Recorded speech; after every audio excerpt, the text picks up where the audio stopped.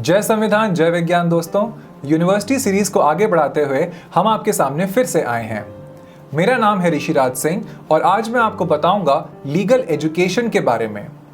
हम चर्चा करेंगे कि लॉ के विषय में क्या पढ़ाया जाता है और हमें कानून या विधि की पढ़ाई क्यों करनी चाहिए।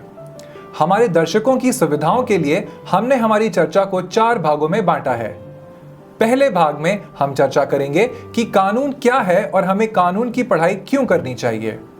दूसरे भाग में हम यह चर्चा करेंगे कि लॉ में जाने के क्या क्या रास्ते हैं और इसमें सबसे बेहतर रास्ता कौन सा है। तीसरे भाग में हम कानून की पढ़ाई और योग्यता और एंट्रेंस एग्जाम के बारे में चर्चा करेंगे। चर्चा के चौथे भाग में हम यह बताएंगे कि कानून की पढ़ाई के लिए कौन कौन सी स्कॉलरशिप्स मिलती हैं। वीडियो के आखिर में मैं मुख्य बिंदुओं पर फिर से प्रकाश डालूंगा। तो आइए शुरुआत करते हैं और यह समझते हैं कि कानून क्या है और हमें कानून की पढ़ाई क्यों करनी चाहिए। सरल भाषा में समझें तो कानून की पढ़ाई में हम नियमों के बारे में पढ़ते हैं जो लोगों के व्यवहार को नियंत्रित करते हैं। साथ ही साथ हम यह भी पढ़ते हैं कि समाज में रह रहे नागरिकों का राज्य के साथ या स्टेट के साथ किस तरह के संबंध होते हैं, यानी किस सीमा तक सरकारें या राज्य सरकारें नागरिकों के जीवन को नियंत्रित कर सकती हैं और अगर वह उस सीमा को लांघती हैं या क्रॉस करती हैं तो हमें न्यायपालिका यानी कि जुडिशरी से क्या राहत या रिलीफ मिल सकती है। इसी के साथ साथ हम यह भी पढ़ते हैं कि राज्यों के जो अंग होते हैं जिसे ऑर्गन्स ऑफ द स्टेट कहा जाता है, जैसे कि विधायिका जहां कानून बनाए जाते हैं, कार्यपालिका जहां कानून लागू किए जाते हैं और अमल में लाए जाते हैं, और न्यायपालिका जहां कानूनों को उल्लंघन करने वालों को दंड दिया जाता है।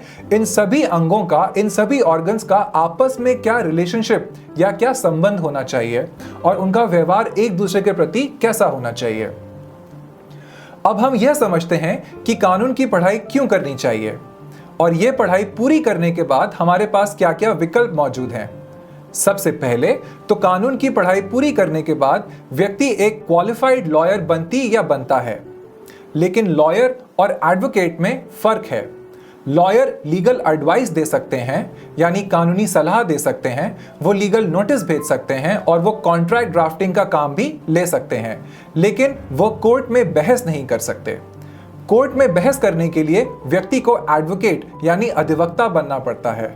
उसके लिए बार काउंसिल ऑफ इंडिया की ओर से आयोजित ऑल इंडिया बार एग्जाम को पास करना पड़ता है। इसके बाद उसे कोर्ट में बहस करने का अधिकार प्राप्त होता है। अब हम आते हैं सरकारी नौकरियों पर। हम में से ज्यादातर लोग यूपीएससी की तैयारी करते हैं क्योंकि ग्रेजुएट स्टूडेंट्स, किसी भी विषय के ग्रेजुएट स्टूडेंट्स यूपीएससी का एग्जाम लिख सकते हैं, जिसमें लॉ ग्रेजुएट भी शामिल हैं। लेकिन लॉ ग्रेजुएट साथ साथ एक और परीक्षा लिख सकते हैं जिसका नाम है PCSJ, मतलब प्रोविंशियल सिविल सर्विसेज जुडिशरी। इस परीक्षा के जरिए आप सिविल कोर्ट में जज बन सकते हैं। कोई और व्यक्ति यह परीक्षा नहीं दे सकता, इसीलिए लॉ ग्रेजुएट्स यूपीएससी और PCSJ दोनों की परीक्षा लिख सकते हैं। इसीलिए आपके करियर के लिहाज से कानून की पढ़ाई एक बेहतर विकल्प हो सकती है, लेकिन साथ ही आपको इस बात का भी ध्यान रखना चाहिए कि आपकी दिलचस्पी कानून की पढ़ाई में हो, तभी आपको कानून पढ़ने में मजा आएगा। आइए अब जानते हैं कि लॉ की पढ़ाई कैसे करें। भारत में लॉ की पढ़ाई 2 तरीकों से होती है। इसमें पहला तरीका है कि आप पहले किसी विषय में 3 साल का ग्रेजुएशन करें और उसके बाद 3 साल का LLB कोर्स करें। यह एक पारंपरिक तरीका है, लेकिन इसके अलावा आप सीधे 12वीं के बाद 5 साल का इंटीग्रेटेड लॉ कोर्स भी कर सकते हैं, जिसे BA LLB ऑनर्स के नाम से जाना जाता है। इस कोर्स को 1986 में शुरू किया गया ताकि लीगल एजुकेशन को और मॉडर्नाइज या आधुनिक बनाया जाए।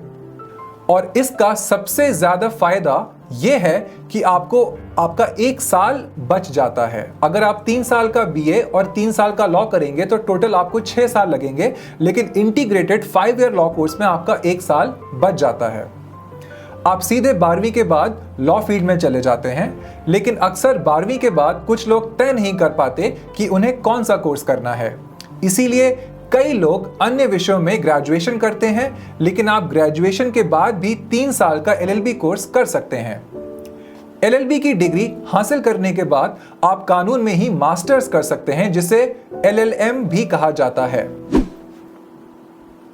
अब जानते हैं कि एडमिशन कैसे होता है।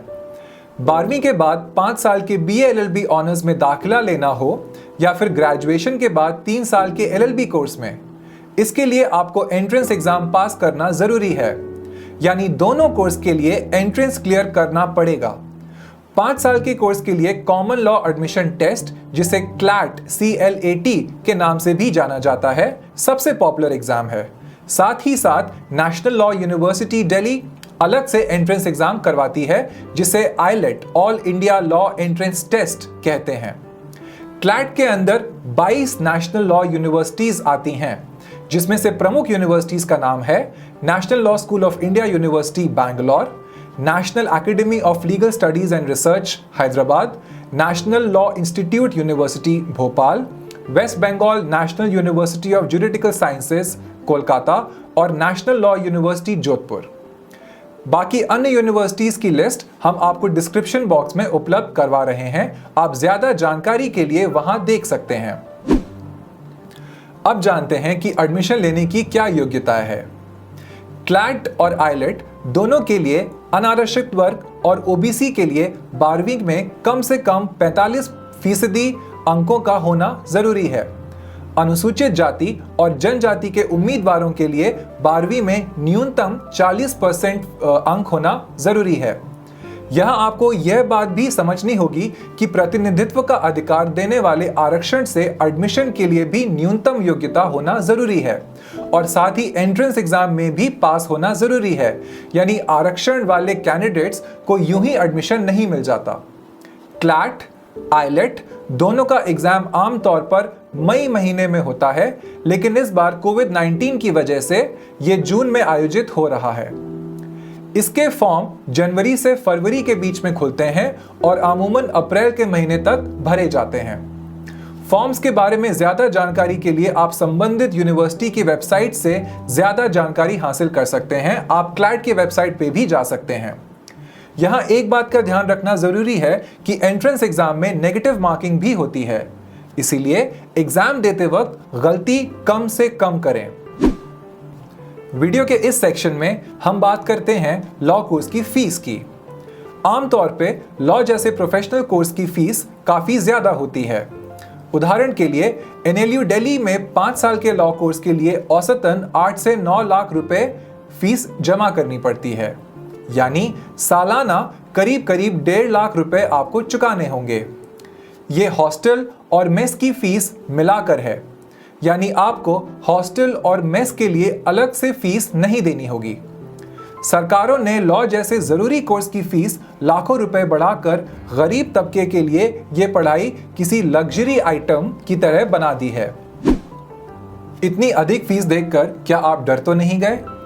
आर्थिक तौर पे कमजोर तबकों के लिए यह रकम निश्चित तौर पर आशंकित करने वाली है, लेकिन अच्छी बात यह है कि वंचित तबकों के लिए कई तरह की स्कॉलरशिप स्कीम्स भी उपलब्ध हैं।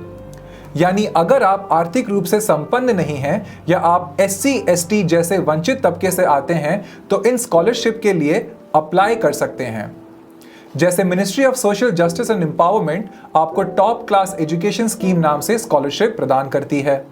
मिनिस्ट्री ऑफ ट्राइबल अफेयर्स भी national fellowship and scholarship for higher education of ST students नाम से मदद करती है। माइनॉरिटी के लिए भी पोस्ट मैट्रिक स्कॉलरशिप स्कीम है। NLU खुद भी कई तरीके के स्कॉलरशिप्स देते हैं। साथ ही NLUs कई बैंकों के साथ मिलकर सस्ती ब्याज दरों पर एजुकेशन लोन भी दिलवा देते हैं। स्कॉलरशिप पर सबसे ज्यादा जानकारी के लिए आप डिस्क्रिप्शन बॉक्स में दी गई लिस्ट को देख सकते हैं। आर्थिक तंगी को अपने सपनों के बीच ना आने दें, कोशिश करें और अपनी जिंदगी को बेहतर बनाएं। तो हमने आज के वीडियो में यह जाना कि कानून की पढ़ाई क्यों जरूरी है।